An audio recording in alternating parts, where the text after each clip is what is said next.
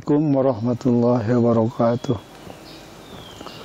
Innal hamdalillah nahmaduhu wa nasta'inuhu wa nastaghfiruh wa na'udzu billahi min syururi anfusina wa min sayyiati a'malina. May yahdihillahu fala mudhillalah wa may yudlil fala hadiyalah.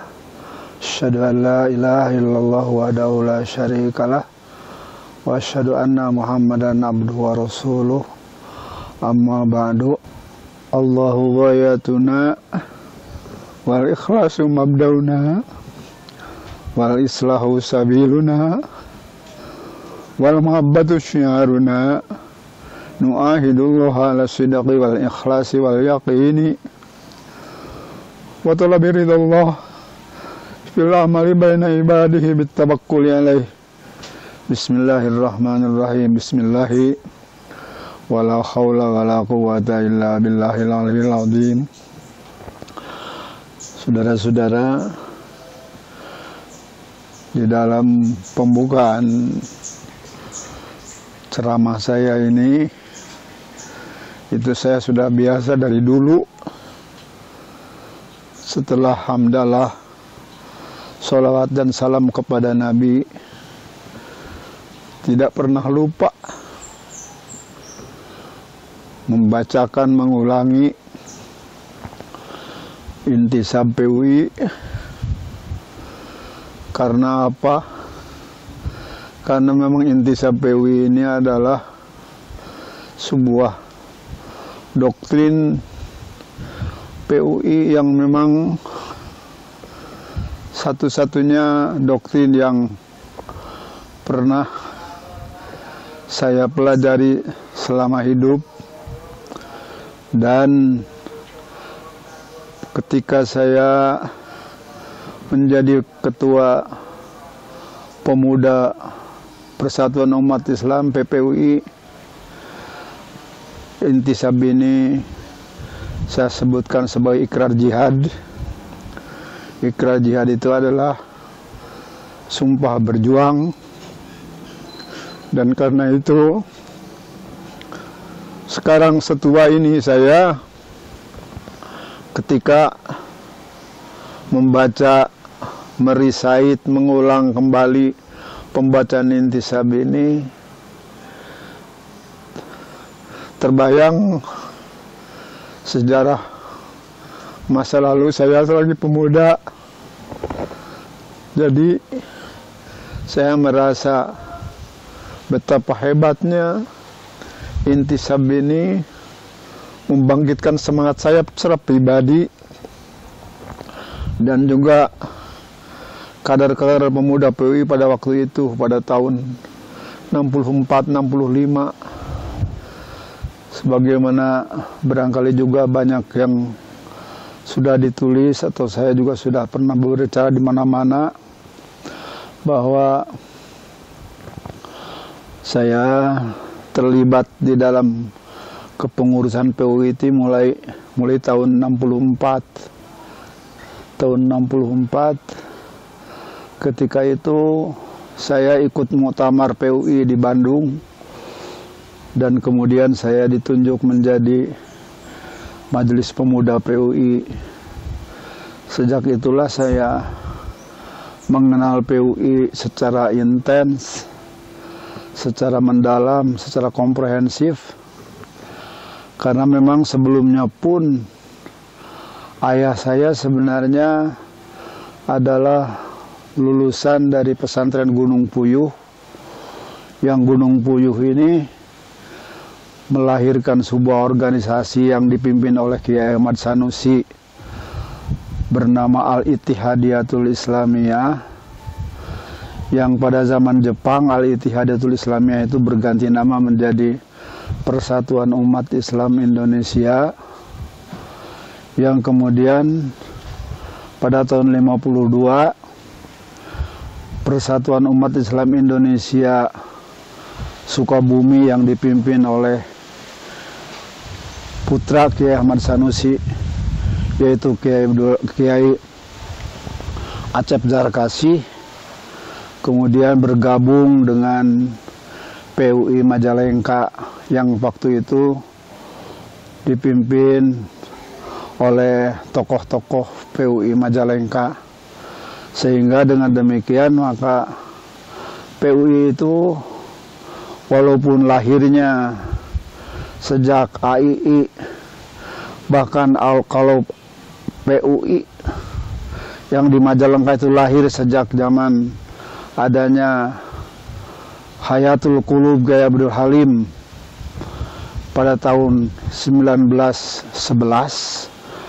tetapi kemudian baru tahun 52 PUI Majalengka ini berganti nama menjadi Persatuan Umat Islam PUI, sedangkan di Sukabumi namanya Persatuan Umat Islam Indonesia. Setelah PUI ini memang berfusi pada tahun 52 bulan April di Bandung, dalam muktamar di Bandung, maka sejak itulah dimulai istilah muktamar ke-1, ke-2 sampai sekarang muktamar yang ke-9 dihitung sejak tahun 52 itu.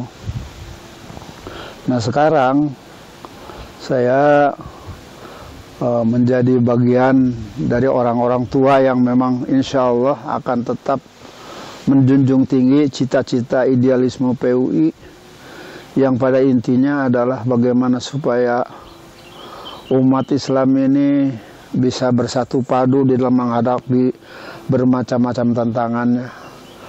Kita memang di PUI itu tidak ada istilah perbedaan Wahabi dan bukan Wahabi, dan pada waktu itu memang terdapat sebuah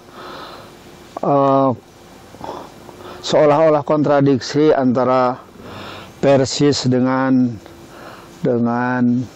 organisasi-organisasi yang non Persis yang disebut sebagai Wahabi dan segala macam. Kalau di PUI itu memang alhamdulillah perbedaan-perbedaan fikhiyah ini nyaris dihapus sama sekali. Tidak ada masalah-masalah yang menyangkut masalah khilafiyah ini diangkat-angkat di dalam pembicaraan di PUI, apalagi secara resmi organisasi. Itulah sebabnya saya merasa betah di PUI, bukan hanya karena memang hubungan kekeluargaan antara teman-teman di PUI, pengurus PUI itu yang memang sangat akrab, sangat familiar. Kita pun kalau mengambil keputusan selalu bersifat koordinatif, dan kita selalu mengadakan pembicaraan-pembicaraan masalah itu tidak hitam putih, tapi selalu diadakan pembicaraan-pembicaraan yang mendekati kekeluargaan satu sama lain, sehingga inilah yang menyebabkan saya sampai hari ini menjadi orang yang sangat betah di PUI, karena merasa di PUI inilah gambaran kehidupan seorang muslim tercermin. Kalau misalnya ada orang yang pernah menghadiri atau mengikuti atau menjadi jamaah sebuah sholat subuh di PUI, ada imamnya kadang-kadang dia itu membaca kunut sebagaimana kebiasaan dari teman-teman Nahdlatul Ulama. Tapi walaupun imam kunut, makmumnya itu biasa aja, tidak kunut seperti orang-orang Persis gitu.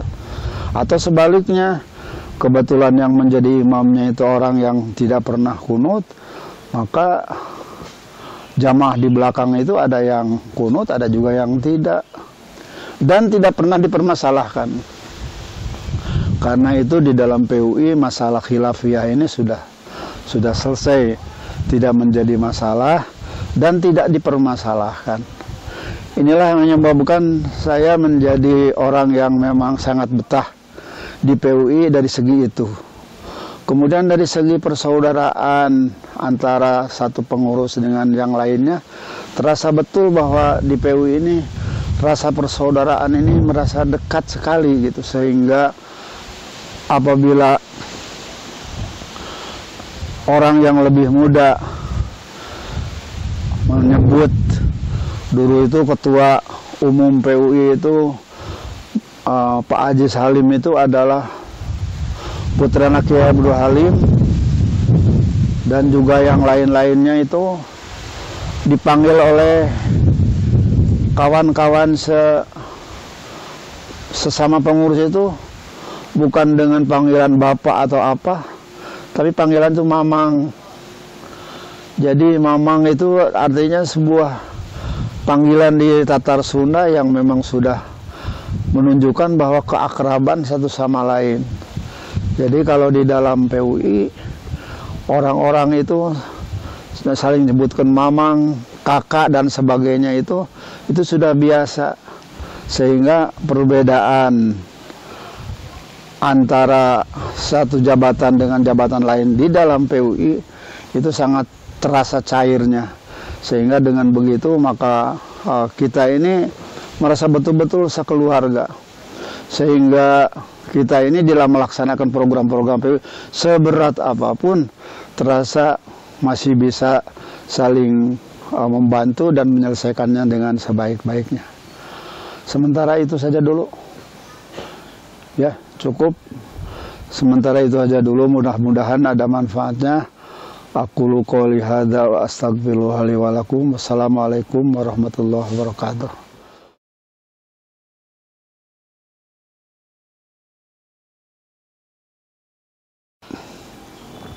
Allahu ghayatuna